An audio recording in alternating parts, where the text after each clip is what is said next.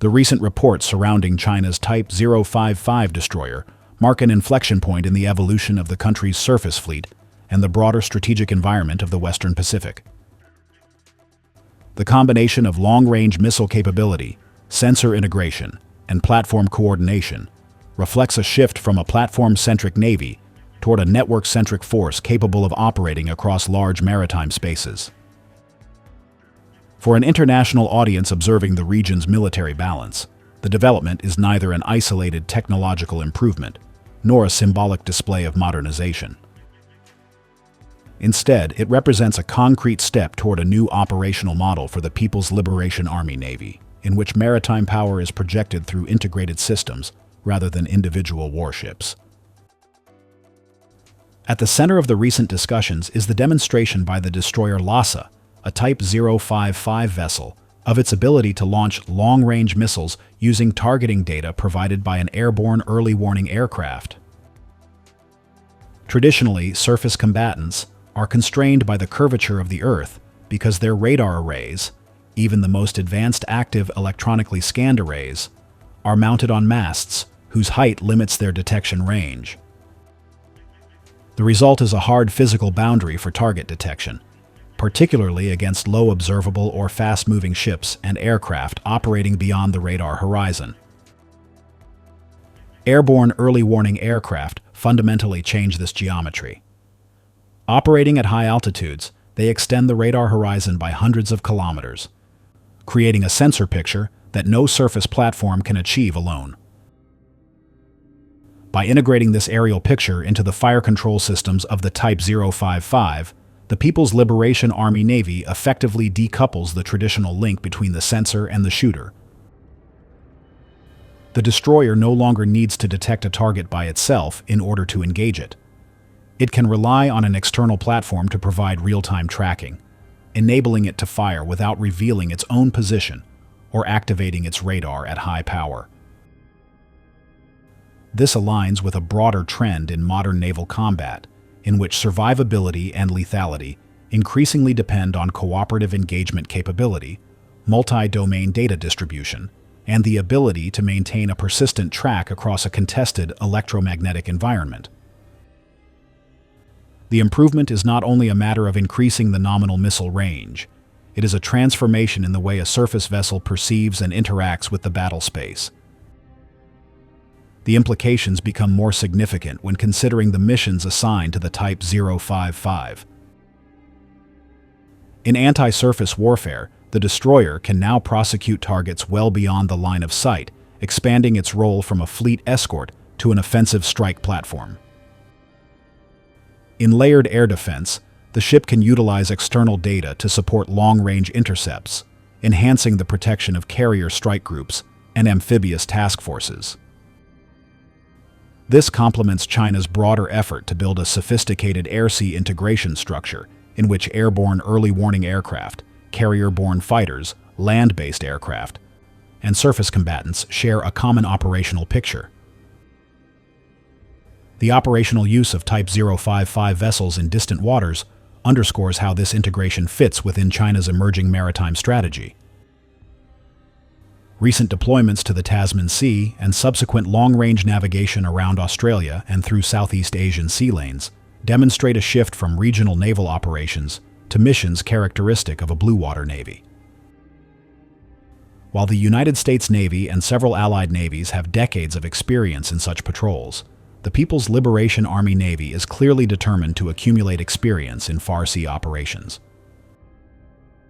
The Type 055, with its robust vertical launch capacity, integrated radar systems, and command and control architecture, serves as the flagship combatant for these missions. International observers have taken note. Analysts in Japan view the enhancement of the Type 055's sensor shooter network as a challenge to traditional assumptions about maritime engagement distances in the Miyako Strait and Bashi Channel. Air-sea integration of this kind offers China greater flexibility in shaping its operational posture around the first island chain. In the United States, defense analysts have long characterized the Type 055 as one of the most capable surface combatants in Asia, often compared to a cruiser despite its official classification as a destroyer. With cooperative engagement capability now emerging, the ship's role within a carrier strike group may resemble that of an air and missile defense commander, coordinating data and engagements across multiple platforms. Regional defense researchers in South Korea and Singapore have interpreted the development as part of a broader trend. China's transition toward a force built around information dominance rather than platform mass. While the Type 055 itself is a visible symbol of naval modernization, the true significance lies in the systems that support it.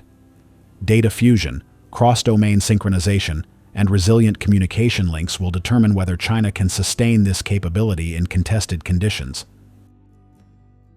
These analysts also note that the People's Liberation Army Navy still faces challenges, including limited real-world experience in high-intensity maritime combat, the need for robust logistics to support extended deployments, and the requirement for steady training cycles to maintain readiness. Despite its progress, the Type 055's performance will be constrained by technical and operational factors. Long-range engagements rely on continuous, high-quality data transmission from airborne early warning aircraft, which may be vulnerable to electronic warfare or adversary interception.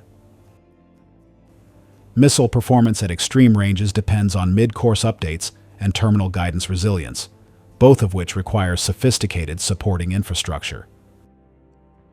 The People's Liberation Army Navy's command and control systems must also manage latency, track accuracy, and data security in an environment in which adversaries are increasingly capable of degrading long-range communications. Nevertheless, the trajectory is clear. As China continues to commission additional Type 055 ships and expands their integration with carrier strike groups, a new operational model emerges. The combination of the Fujian-class carrier, the Type 055 as a principal escort and strike platform, airborne early warning aircraft providing the extended sensor picture, and an evolving set of unmanned aircraft will allow China to assemble a multi-layered maritime force capable of sustained operations far from home ports. If further refined, this structure could influence not only regional balances but also global perceptions of China's naval development. Through this lens, the recent demonstration of the Type 055's expanded targeting capability is more than an incremental upgrade. It is a signal of how the People's Liberation Army Navy intends to fight in the coming decade. Rather than relying on individual ships operating within their inherent radar limits, China is constructing an ecosystem in which sensors and shooters are distributed across the fleet and connected through an increasingly sophisticated network. For states across the Indo-Pacific, this development warrants close attention. The strength of a navy in the 21st century is measured not only by the tonnage of its vessels, but by the coherence and depth of the system that binds them together.